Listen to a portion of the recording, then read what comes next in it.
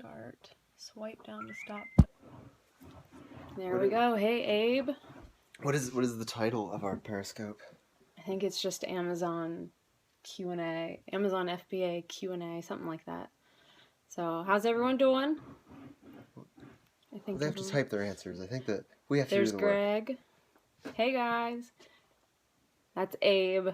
How's it going, Abe? There's Darla. Hey, it's Andreas. Right. Yeah. Thanks for the hearts. Thanks for the hearts. Hey. It's hard to read that tiny print. It's Greg. Greg and Don are here. They said they were going to ask us a bunch of really super awkward questions. Okay. So that should be fun. Hi, Andreas. All right, so we are here to talk about Amazon FBA, arbitrage, retail arbitrage online, Q4, just dealing with it all. What do you guys want to know? We're here in our warehouse, drinking some tea. Nice shelving. This shelving is our least used shelving. It just holds like priority mailboxes for eBay shipping, which we barely do eBay shipping anymore.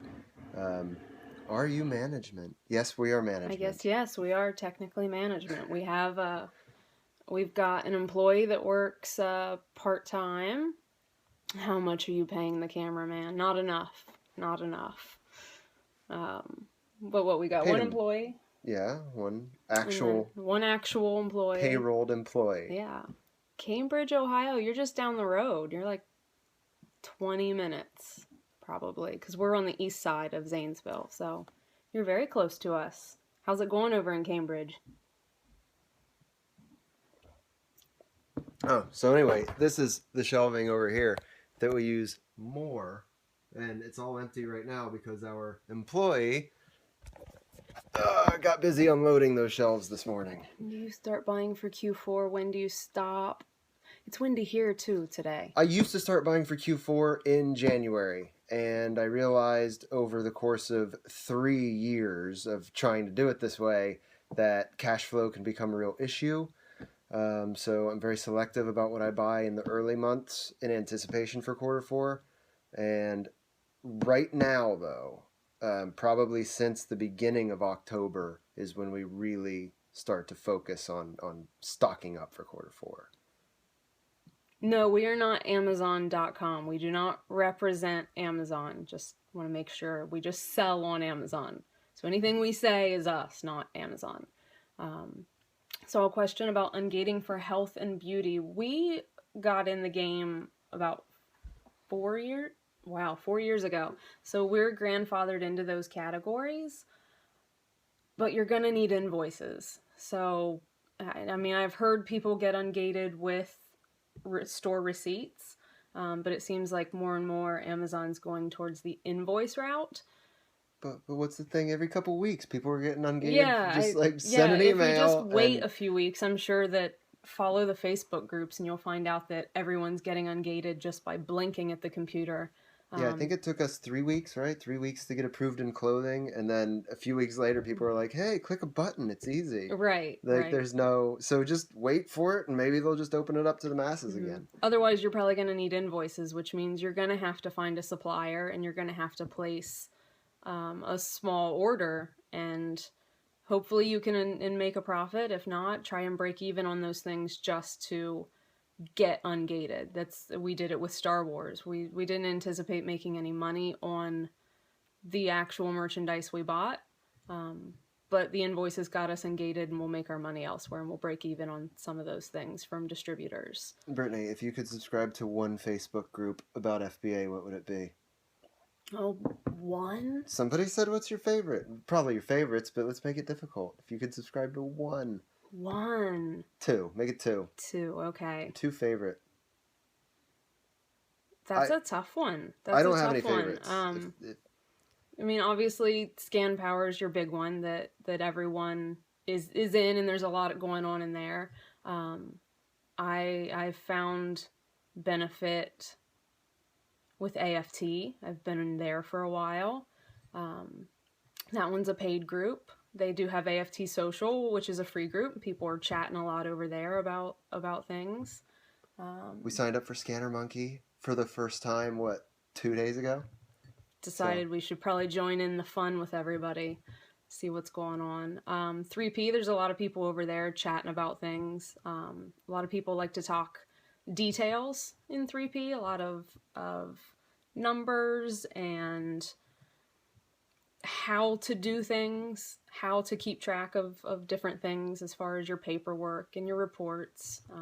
It's hard to narrow it down to one. Do you buy clearance after a holiday, like 90% off and hold till next year? We're not Used to. We're not in that game. Cash flow's tight. We are not the best at cash flow. So if we buy too much too early, then we can't buy the rest of the year. So we have to really monitor that. I used to have a closet just full of whether it was Halloween or Christmas, just inflatables, which everybody knows is like a big seller for either holiday. And it takes up a lot of room, and you might sell one or two throughout the year, and then you're going to sell them next year around Halloween or Thanksgiving Christmas. But for me, the cost of holding long term over the benefit of being able to turn cash, I just prefer to turn my money. I think that's a pretty fair assessment. Yeah. For me, if I had, a lot more money, long-term hold would be my number one strategy. Mm-hmm. And I know there's people out there that make it work. I mean, that is their game, and it can definitely be beneficial, especially if you're good at the speculation. Are you all FBA? Do any MF or eBay? So we're probably like 98, 99% FBA. We've done very little merchant fulfilled. Usually that's reserved for big heavy items that we can throw in a box, and even then it still takes a lot of our time. We used to be 100% eBay. Well, you did. I was 100% eBay for 10 years, and that was my full-time job. And now it's, I'm letting go of that entire aspect of my business, except she just signed up with Joe Lister, so now our Amazon stuff is on eBay too, but Amazon fulfills that for us. So that's still, I would consider FBA. Yeah, are any of you using Joe Lister or any similar services? I know there's a few different ones out there. Do you ever use eBay to get fast cash? Nope. So we've got a couple Joe Lister people. No, we find that fast cash tends to come from Amazon for us, because we can just move more product in less time. It's just a better marketplace for what we do. We're not set our price and wait people. We'll go where the market goes people. So things tend to turn over pretty quickly for us. And it's rarely at a loss. I mean, our goal is to always make money, but as that price trickles down, and we're never in charge of it. We're never leading the race, but we're right there bringing up the rear. And so we're not going to make money on every item. But overall, we're going to make money on that SKU. I see something that some people are pointing out. We do have daily payouts. So we're grandfathered in there. If you have to wait 2 weeks for your payout, you might need to play around with eBay more. You'll know your business model better, because that's not our model. We're set up a little different. Do you use a repricer? We use Reprice It, but I've been hearing more and more that App Eagle is the better option. We've just been with Reprice It for a couple years. I know there were a couple other questions in there that came and went. So if we didn't answer your question, go ahead and ask again, because we missed it while we're talking. Does anyone have any questions related to Q4? How do you set a repricer? A repricer. Yeah, you sign up. How do we set ours? Or are you asking in general? Those are two different questions, and the answer to one is sign up, read the instructions, and set your repricer. As for how we set our repricer, we are generally on most things set to match lowest offer, and sometimes I will set ceilings or floors on my items, but not very often. Does Amazon get mad when you ship for eBay?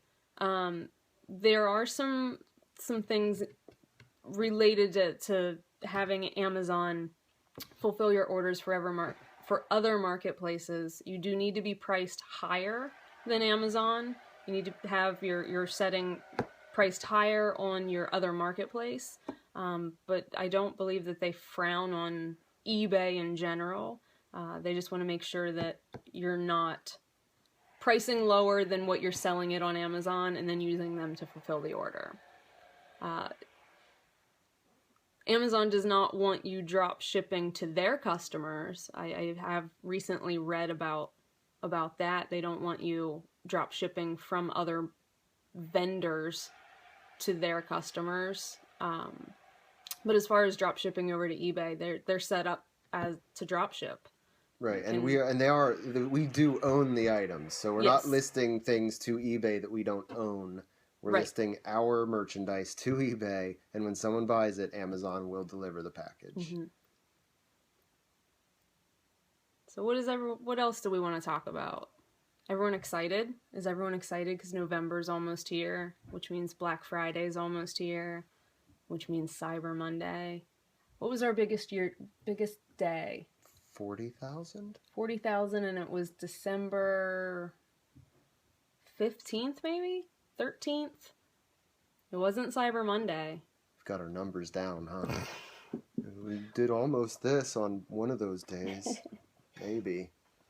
We're kind of bad at the numbers. I won't say we're bad at the numbers, but there's better people. Newegg is doing Black November. Okay. Tips for sourcing, categories. Are we mostly toys? I would say yes. Yeah. Probably mostly is an understatement. So year to date, I just looked up these numbers when we were at Ecom Chicago. We were 26 or 27% of our sales this year are toys. Do you do OA? We're probably set up for about 60-70% retail arbitrage. And then the rest is a mix of OA and wholesale. We usually float around 600 to 700 SKUs, but our goal would be to get that down. What's a BF? Black Friday. Oh, I don't go. Never. We I don't. think I went in 2011 or 12. I guess it would have been 2012, my first full year on Amazon, and I just I didn't get excited about waiting in line for hours and hours, and I don't do it. So that's my tip, and it's probably a terrible tip. Don't go. There's plenty of options, Shop online. plenty of bargains. A lot of those deals that get posted on Black Friday, I've found, they just stay at that price. So as long as stuff doesn't sell out, like when Walmart lowers a bunch of prices on toys and housewares for Black Friday, like the TVs and stuff like that, they're either going to sell out or they're going to jack the price back up. But a lot of those minor items, they drop the price for Black Friday and then it just stays there throughout December. So shop online. I capitalize on that. You see now Newegg's going to do a Black November, so there's going to be a ton of deals. Every year the deals get bigger and bigger, more widespread. The deals start earlier and earlier, so it's not Black Friday, it's Black Friday week. Now we've got Black Friday month. And a lot of deals are just online. You're not going to get the iPads or the TVs online, but find those items that aren't on the cover of the Black Friday ad. Look for those smaller things that aren't going to sell out. Grab some of those. And I will say, while my advice was don't go, I know there's a lot of people that do go and they spend tens of thousands of dollars on Black Friday. So if that's the model you want, yeah, absolutely. I can't give you great advice on how to win on Black Friday because I don't do it. And steer clear of any store that has 2 registers, like a Kohl's. You're going to stand in line for 2 hours at Kohl's because they're going to have their 3 or 4 registers open that are in their store, and the line will be to the back. Yeah. So go somewhere else. Hit a Home Depot. Hit Lowe's. Hit any of those little odd stores. Staples. The places where nobody's going to stand in line because the deals aren't that great.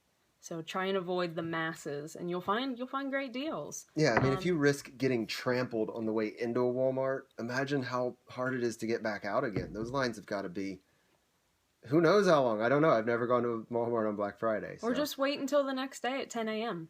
Like, actually on Black Friday at 10 a.m., everyone's done. They're tired. They've gone home.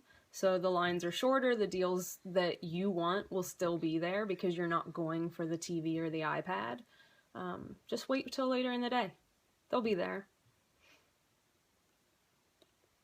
And then as far as sourcing tips, someone wanted to know about a pick list. So I'm assuming having a list of items that you go out looking for. Is that what whoever had said pick list? I just want to make sure that's what you mean, is having a list of products, which you are not a list maker, so your lists are in your head. No, chaos. I like it. I like the chaos. I don't usually have a set plan. I go, toward whatever shiny object is on the horizon, whether that's, hey, there's a Kmart over there. I'll stop and see what's there. And after a while, you build a pretty good list in your head when you're doing RA.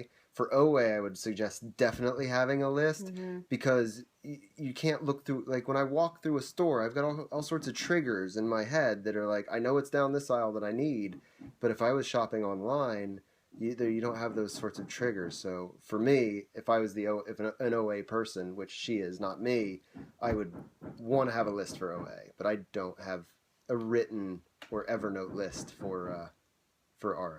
It's all. I mean, yeah, and you could, if you're the type of person that needs a list, just have Evernote on your phone and on your computer and update by store. Just have a list for each store. But I think one thing that Mike does when he's out doing RA, 'cause I drive him crazy, so I know he does this. He has a set pattern for each store. So Targets are all set up very similar, and so are Walmart's. And he just has a certain route that he takes, which I think helps trigger you and clues you into things, your replens and things like that. Yeah, so I say that I thrive in the chaos, but the truth is when I get into a store, I have a pattern that I follow throughout that store. I mean, there's, a map in my head of how the store is set up, and I follow a pretty distinct trail. And,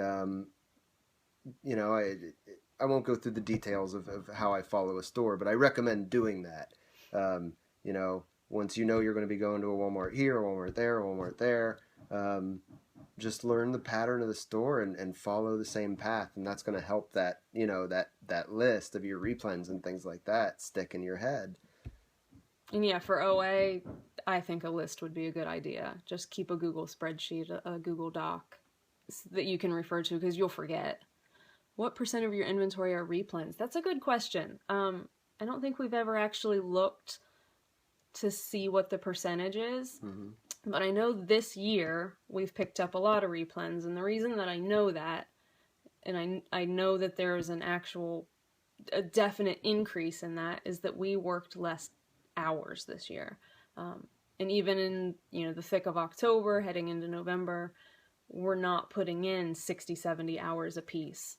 This summer we probably worked about 20, 25 total between the two of us, and our sales stayed stable year over year. We didn't see growth, but we didn't see decrease, so I know that we're gaining efficiencies and getting a lot more replens that we can move in quantity, which I recommend sticking to, trying to find more and more replens that you can move in volume. We do take lower margins. Do we bundle? Barely ever bundle anything. No. We don't do a lot of 2-packs or 6-packs or putting different items together to make, some sort of basket. I don't know. I don't even understand bundling. I know it works for the people that do it.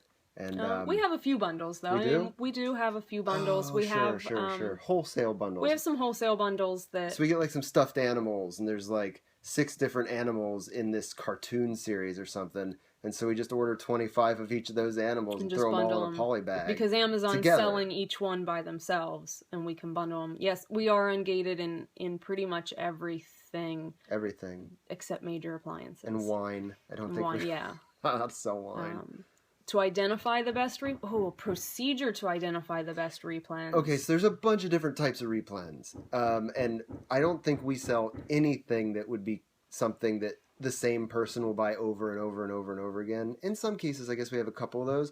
what I consider a good replen for us is things that are ranked really, really well, so they sell fast and I can go buy more, but they're probably, so we don't do a lot of consumable replens, like grocery replens or health and beauty replens. Most of our replens are items that, some of these things might be ranked 5,000 in home, and they don't have huge margins, but we know we're going to sell, 10 a week. So every time I'm in a certain store, I might just pick up 5 more. And then, we just keep selling them until eventually the bottom falls out, because it inevitably does on just about every item. Always got to be looking but for by new the time ones. the bottom falls out on one replen, I've generally found another one somewhere else. So that's how that works. I don't think we're selling any items today as replens that we were selling 2 years ago. Oh, you're welcome, Andrews. Thank you. Those are really kind words. Someone else had asked our favorite categories. I'll give you our top 4. Toys, home, or home and kitchen combined, clothing and shoes. Those are our top 4 sellers for the year. So are they our favorite? I guess. I don't mind sourcing any one of those. I know Mike doesn't get into clothing and shoes nearly as much as I do. But I'd say that I like sourcing all of those categories. The categories I hate sourcing: tools. Chris Bond, if you're in here, I hate tools. You don't want to know how low automotive. It can be low. Sometimes in terms of ROI, it's not so much the percentage. It's, well, I can sell 10 of these the day they check into the warehouse. I'll make $3 a piece on them. Okay. If you only got a $5 investment, that's really good money. You just have to know your numbers. But you might have a $12 investment and still want to make the $3. Sure. I mean, $15 investment and make the $3. If you can flip them fast, they're small, they don't need prep. So you have to kind of look at each item on its own merits. If it's gonna have to be polybagged and have stickers removed, and we're only gonna make a $3. Might pass on that one. So it really just depends on the item. It might depend on the time of year. This time of year, there's, especially as we head deeper into November, you don't need to take $3 because maybe there's a lot of $10 profit items out there. There's not enough time in the world, right, to pack up everything you can buy in Q4. So probably not the best idea to buy a bunch of super low ROI type items. Right. And if you're waiting for a 2-week payout, I noticed that a lot of sellers are, then you're going to have to weigh out. I mean, that's part of your business model that you have to take into account. If you're waiting 2 weeks for a payout, you may want to look for those higher margin items where you're selling less of them at first. And build some cash reserves. It may take a little bit of time, and that's okay, because actually you're heading into the best time to build cash reserves. So those 2-week payouts aren't going to they might not make as big a difference come January. And I will give you another tip. Email Amazon, and this may not work if your account's only 3 months old, but if you've been in this for a year and you have 2-week payouts, email Amazon and tell them that you would like to move to 1-week payouts, because this will allow you to utilize your capital in a more efficient manner so you can buy more inventory to sell on Amazon. You need to give them a reason that they want to give you your money sooner, and I know that line has worked for many, many sellers. Does that still work? I don't know, but what's the worst that can happen? They'll say no. Yeah, and if you're not credit averse and you do a really good job of managing your credit lines, call up your credit card companies and ask for increases. I got an increase on a card today because they wanted me to call them about a fraud alert. It was nothing, but after we were done talking about that, I said, "How about a credit increase?" And I got about a $7,000 or $8,000 bump on just one card. And it was a card that we routinely max out and have to pay off and then max out again and pay it off. So that little bump will allow us to max it out a little bit more this time. But I don't recommend using credit cards unless you know how to manage them well, which she does. So You're fine. All I'm doing is spending money. I don't know what's going on. They get paid, so make sure that you're not overspending. Pay attention to that. Any other questions? I don't even know what time it is now. I can tell you. If I could get it in my phone. Thanks for hanging out with us. It's only 2:24. We've got time. We haven't lost a single well, I mean, they're coming and going, but come on. Yeah, thanks for hanging out with us. What kind of ROI do we look for? Yes, we do sell pretty much only FBA. Pretty much. We're like 1 or 2% non-FBA. And the kind of ROI I look for is as much as possible, but I will accept very little if the numbers are right. And I think we aim for around 50%. I mean, the goal is to get a 50% margin or return on investment. And then, other costs come out of that. And if we can end the year at 15-20% and we're selling over $1 million, then we've had a pretty damn good year. Any employees? We have 1 employee. And we do have a part-time family member who comes in and bags some stuff once in a while just to help us out. 50, yeah. I would like 50% I like 50% or higher as well. Or higher. Absolutely. I can't argue with it. But I takes what I can get. So, any big tips? Are sales picking up? Sales Yes. are picking up. We beat last October earlier this week, so I think we had a week of sales that to crush last October. September was rough. We actually fell short of the year before by a few $100s, but it was a tougher month. October is much better. Thanks for all the hearts. That's awesome. But yeah, sales are definitely picking up. I'm really, really looking forward to November and December. And I'm also looking forward... Oh, go ahead. You wish you knew how to get started with this. I would recommend starting a Facebook group called Scan Power or 3P. Pick up the book Arbitrage. There's a course called the Proven Amazon course. That'll give you everything that you need to get started. We know people who, Dan Meter and Eric Lambert started with $600, a $600 credit card limit. Now they're doing, I don't know. I have no idea how many millions of dollars they're doing. Sales. What is that, 2, 3, 4 years later? Yeah. Somewhere in there? Yeah. So, just get on Facebook and start talking to people. Do we chase the hot toys? We like steady sellers. We will chase hot toys. The hot toys become pretty steady sellers here end of November throughout majority of December. So yeah, and one thing that we did this year that we have not done in previous years is we looked at our top 50 SKUs. Go into your business reports, look at your top 50 SKUs that have sold this year, and if you've been in this a couple years, look at your top 50 for last year. Last quarter four specifically. What were you selling last year that you can get more of now? And what have you been selling all year? Because you're gonna want those things in your inventory if you can get them. So definitely, that's a quick report to pull up in business reports.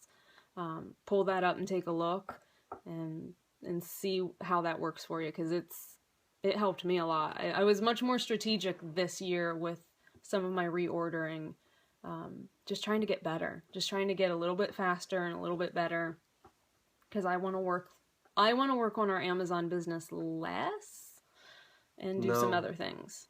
Not a lot of not really? A ton. You had to probably think about well, I just looked at the numbers recently, so it's probably it says we do. 7, 8, 9% of our inventory, our sales have been in groceries. Okay. So not a lot, but probably more than you think. Well, we were selling a lot of coffee there for a minute. Mm-hmm.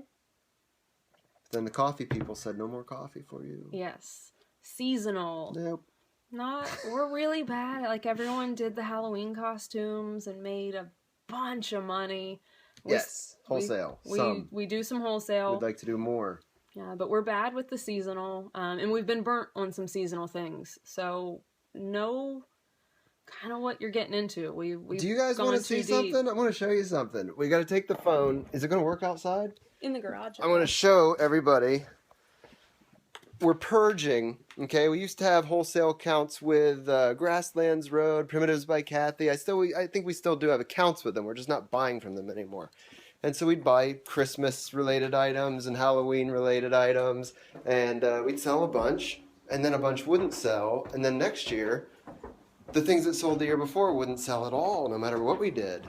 And so this is a van load, several $1,000s worth of decorative, wait a minute, holiday signs and pillows and blankets. I mean, you can see it's deep. I'm guessing $3,000 to $6,000 worth of stuff in that van right now. Horrible, terrible. And it's all going away. It's just we're dropping it off with somebody that's going to sell it at their winery, and they're going to donate the money that they've made on that to a family member that's going through some tough times. So, but that's the breaks. And seasonal wholesale, I do recommend it, but don't go as deep as we did. So it's nice to get it out of here, though, because that's going to free up some space. We've got some shelves that we can use again, and we never have to look at it again. I don't like looking at my mistakes. No, it sucks. And not that they were mistakes, because they were good early on. I mean, really, most of the stuff that's in that van, and we're talking several hundred units of stuff, when we first got it in, it was good. So we reordered. We placed bigger orders, cases of stuff. And then it just wore out its welcome on Amazon, and you know, this year's darling is next year's trash, I guess. So, and if you're not making mistakes, you're not learning. So try not to make big ones. Try not to make, business crushing ones. None of this is going to crush any part of our business. A lot of those mistakes are 3 years old, 2 years old. They've just been sitting. So taking up space, collecting dust, and making me sad every time I have to look at them. So now, like, they'll be out of the house. They'll be forgotten. I'll never have to think about it again. It'll be wonderful. It will. And we'll... I have a headache. Oh, no. I've had it all day. That sucks. It does suck. Yes, you can skip a lot from learning from others. So we try to do more of that. Just try to pay better attention. How long we've been doing this? Mike's been full-time eBay and then Amazon since 2002. And I've been full-time on Amazon since 2012. But 4 years on this will be our 5th quarter 4? No. 11, 12, 13, 14. Yeah, our 5th quarter 4 on Amazon. And I did $60,000 my first quarter 4. I started in mid-October of 2011 and still managed to do $60,000 in sales that first quarter 4. And ROI was just automatically higher back then because there were less people doing it. I think that we were pulling in probably averaging 35% on our money. Yeah, margins were a lot better in 2011. And you could just walk into a Kmart and they'd be doing their clearance toys. You just clean up. It's not quite that way anymore. So you got to be a little smarter, a little bit better. Kmart used to go straight to 50% off. When I got in the game, they would have their retail items, and then they would put clearance stickers on them, and then they would do 50% off clearance. And they figured us out pretty quick. So now they stair-step it down. Did we work crazy hours to hit that? To hit our annual sale? I mean, we don't work crazy hours now. No. Used to. I used to work 8 hours a week when I was selling antiques on eBay. But nowadays, I would gather you work probably from roughly 9 to 4. Something like that. 9 to 3, 9 to 4. And regardless of when I get out the door, because sometimes I get out the door really early and sometimes I don't, I'm always home by 6 at the latest, and I try to be home by 5. Sometimes I'm home earlier than that. We don't work evenings. We don't work weekends. Unless there's a little project we want to get done.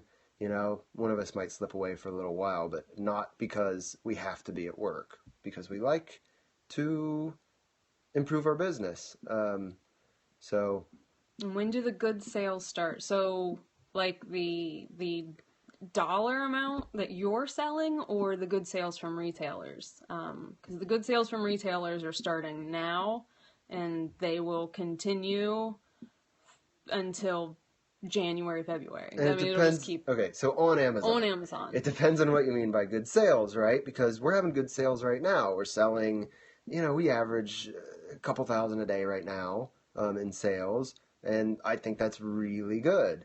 I don't think we're having a bad day unless we're under 1,000. If we're under 1,000, that's a bad day. If we're over 3,000, if we're doing like 34, 35, well, that's amazing. That's an amazing day. And then right around December 1st, somewhere between Black Friday and December 1st, you start seeing $3,000, $4,000, $5,000, $6,000 days. And this is us. This isn't everybody. Some people are 2-3 times bigger than us or more. Some people are just getting started.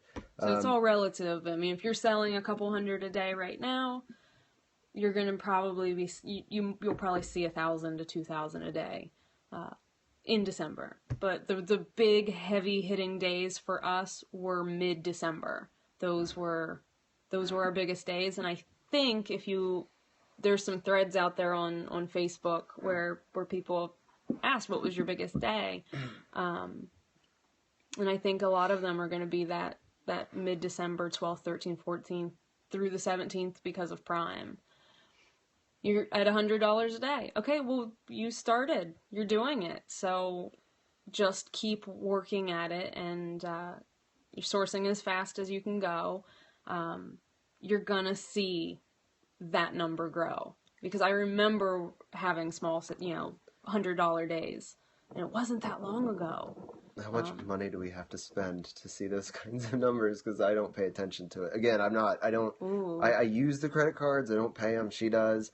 And I mean, I know that, we looked at one of our cards today, and it's got a big credit limit, and we were right there. And that was the one that I actually got the increase on. So we spend a lot of money. We spend a lot of money. I mean, well, work backwards. If you sell $1 million and your margins are 20%, your cost of goods is probably somewhere between $600,000 and $800,000 by the time you start taking out all you just kind of work backwards. Shipping does take all your time. If you can get someone to help you, even part-time, a friend, a family member, just someone who can come over and help label some things and get them in boxes, you'll get a lot more out the door. And if you're not there yet, you're not there yet. So try and just ship.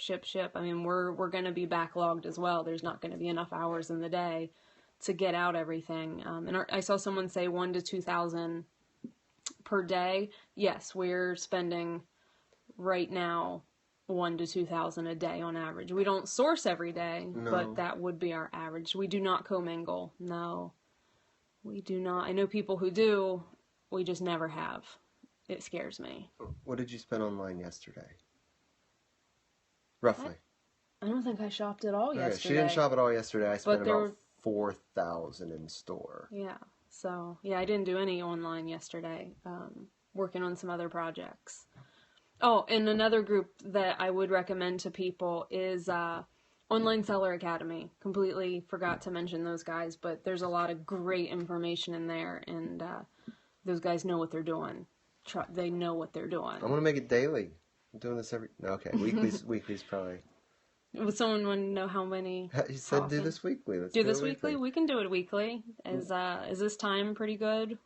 I think we've been on for 40 minutes. Yeah, we'll do this. We'll jump back on probably next Thursday.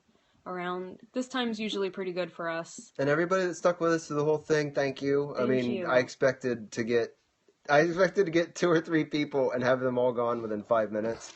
So we're at 16 now. That's as low as it's been since we started. So that's awesome. Thank you, guys. Thank you for showing up, and I hope we helped. And if you want us to do it again, think of some more questions, or maybe we'll think of a subject that we want to go into more deeply. And reach out to us on Facebook, Brittany Ross, Michael Ross. I couldn't remember if you were Mike or Michael. Either way. But reach out to us on Facebook. Send us messages. You can also find me in the Facebook group Your Sourced Inventory, where we talk about clothing and shoes with Darla and Aryeh. So you can join us there. ask questions, and if there's anything you want to see for next week, yeah, we'll do another one and we'll chat some more. So we'll catch you next week, and we'll see y'all on Facebook. All right. Bye, guys. Gotta remember how to turn this thing off.